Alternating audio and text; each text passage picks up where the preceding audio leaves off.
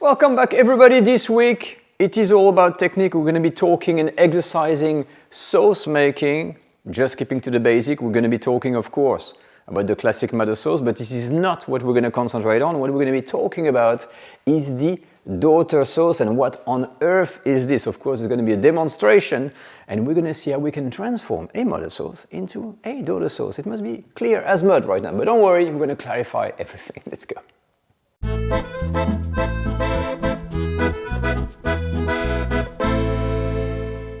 Now, what on earth is a daughter sauce? Now, if you don't even know what a mother sauce is, you must be absolutely confused and think French cooking is horrible, it's so complex. This is because of this name. I don't like these names. In France, we don't even use the name mother sauce. It used to be called like the great sauces. And these were the most important sauces back in the days. Okay, so if you don't know what they are, these mother sauces, they were a list of 5 sauces that were introduced by a famous chef at the time, Antonin Carême, working for the king, and he wrote a cookbook and he said, you know what, this is my list of new ultimate revolutionary sauces, and here is my list. And there was the bechamel, there was the velouté, and other sauces along that, and they were revolutionary, they were great at the time compared to what was made. I know now it's an old-fashioned thing, but at the time it was wow, I can make a velouté, I can make this, I can make that, and that was great to start with, but the amazing new thing about this list of sauces, and hence why they were called the mother of all sauces, that you could make them, use them, serve them with meat, fish, whatever you want, but if you felt like a bit adventurous, you wanted to improve on that, you could add ingredients to the sauces and create other sauces. So the base sauce and the list of sauce, they are called the mother sauce, they are the way it all starts, but if you add ingredients to it, and you transform it into another sauce that is also called sometimes the small sauce, but it is also called the daughter sauce. But it's just to confuse you that I use this term like, the mother sauce, the daughter sauce. Don't even bother using this because it's too confusing. I've just called this, the base sauce. So let's say a bechamel, that's my base sauce. I make a bechamel, easy, white sauce. I'm gonna add some cheese, I'm gonna add some egg yolks, and I've now created a derivative of the bechamel that is now called the sauce mornay. Now that's how it works. You got a base sauce, that's the mother sauce, and the derivative is the daughter sauce. Now you can make all kinds of variation with all of these mother sauces, and today we're going to take one example. We're going to make a Hollandaise, simple, classic, straightforward, and we're going to add some ingredients into it and transform that into a Maltese sauce. That's how it's called. I'm not going to tell you exactly what ingredients are going in there, okay? Because the Maltese sauce is not really common. So if you're looking at a Hollandaise with something different to have on your egg Benedict or something like that, well, that's going to be a good one for you. Let's do it. Now let's begin. Ingredients number 1, a bit of the secret ingredient that we're going to use for the Maltese sauce is this. What do you think that is?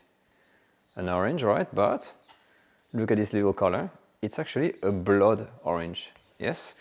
And we're going to use the juice, but we're also going to use this, the zest. So the zest you can peel because they were really soft. You can peel the skin, okay, like that.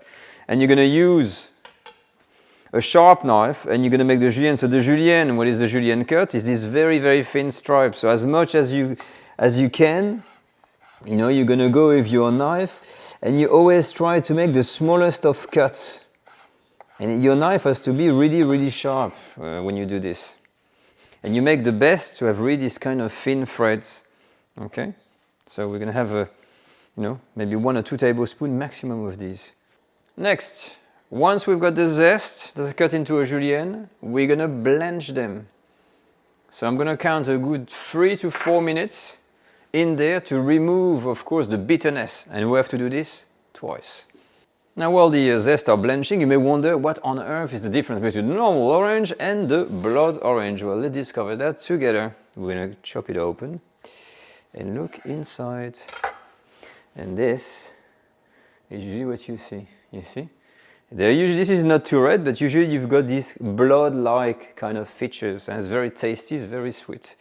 So we're going to press the juice and put it into a bowl.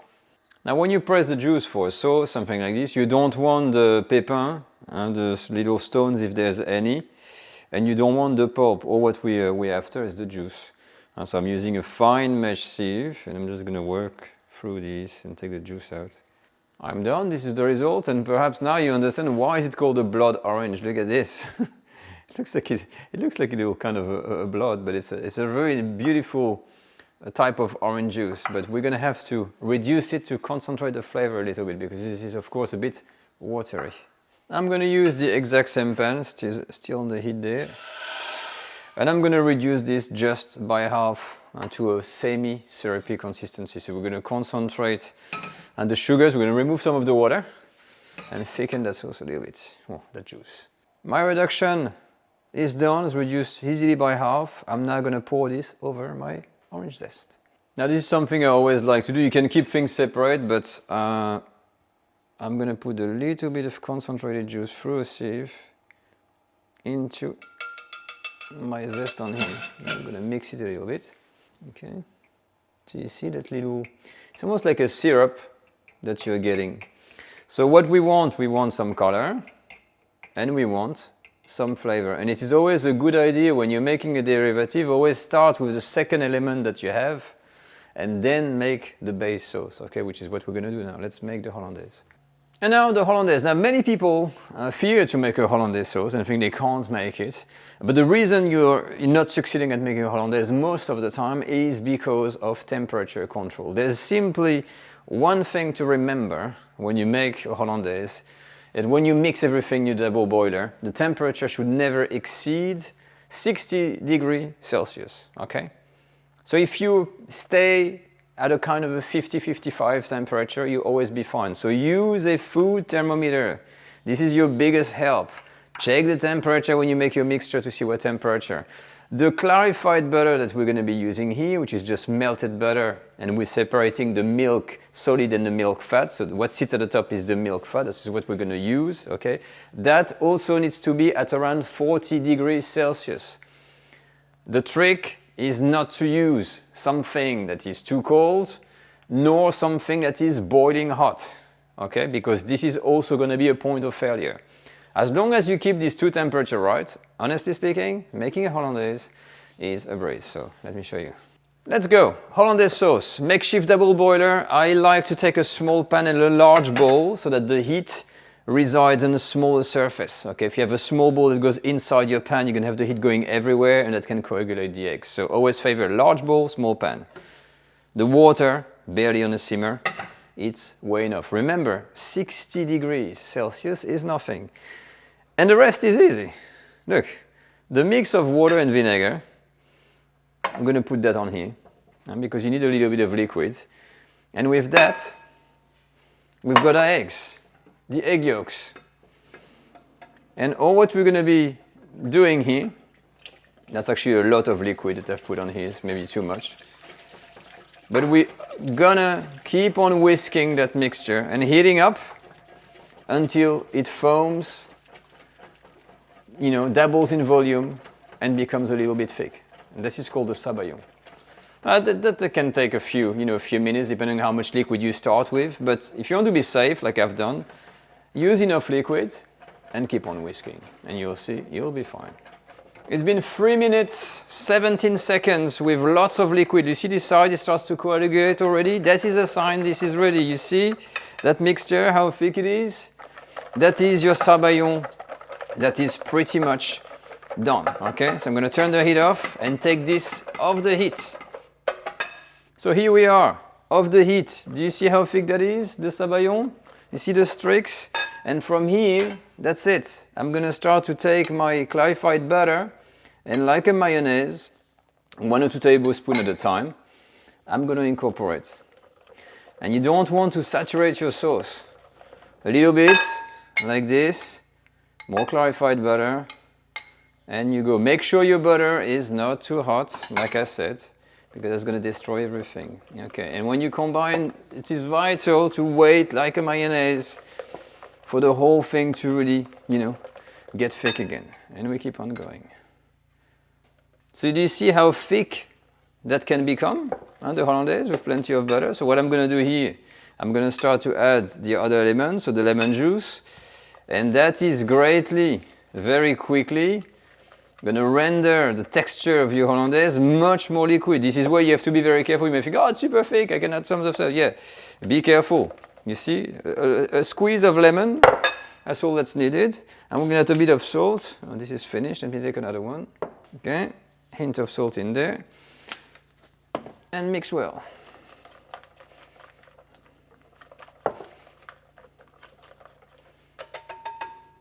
Okay, that's done. I'm going to taste. Take a spoon. That's fine. Maybe a tad of lemon. And this is getting a bit cold, so I'm going to go back to the boiler. And now we're going to transform that Hollandaise, which is a mother sauce, into a daughter sauce. And now for the final stage. I've transferred my Hollandaise sauce. I added a little bit of water, okay, to make it a bit more liquid. And all what we need to do to transform that Hollandaise into our derivative is simply to add this super juice in there with our zest. That is going to flavor and it is going to color your sauce almost into that kind of orangey kind of color of sauce. And that's it. You've made a derivative and you've made a Maltese sauce. You see how simple it is? It's crazy, huh? But I really want to say this is the consistency. See, it's nice, huh? And you got the zest in there.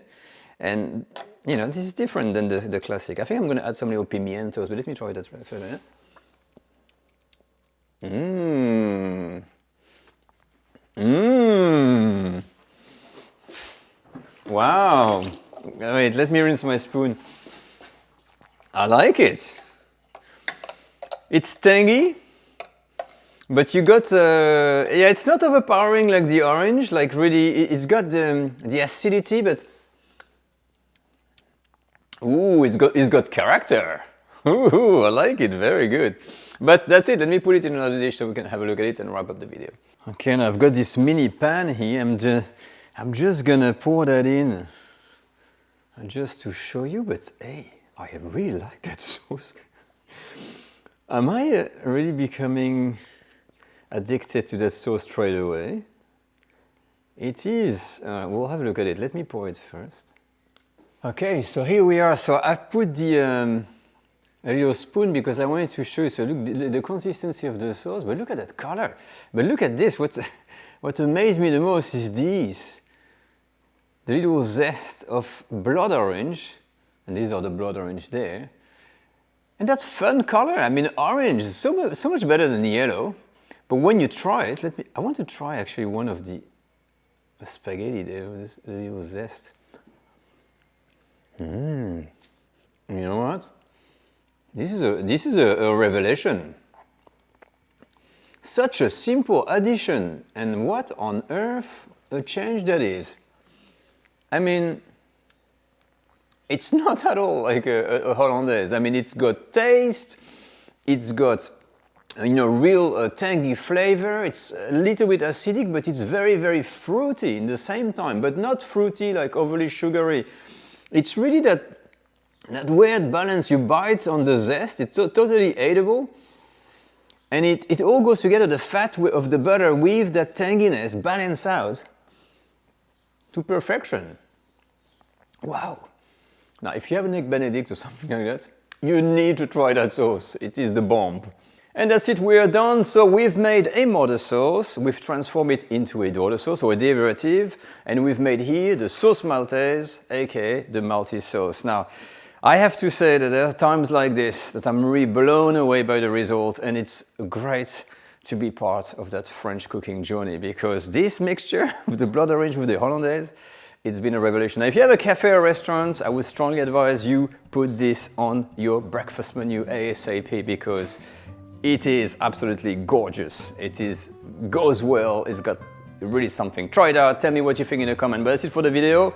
I hope you enjoyed it. Now, if you like this kind of technical video with the sauces and stuff, let me know and we can make more of them. As for me, I'll see you all next week for another French cooking video. Take care all, bye-bye.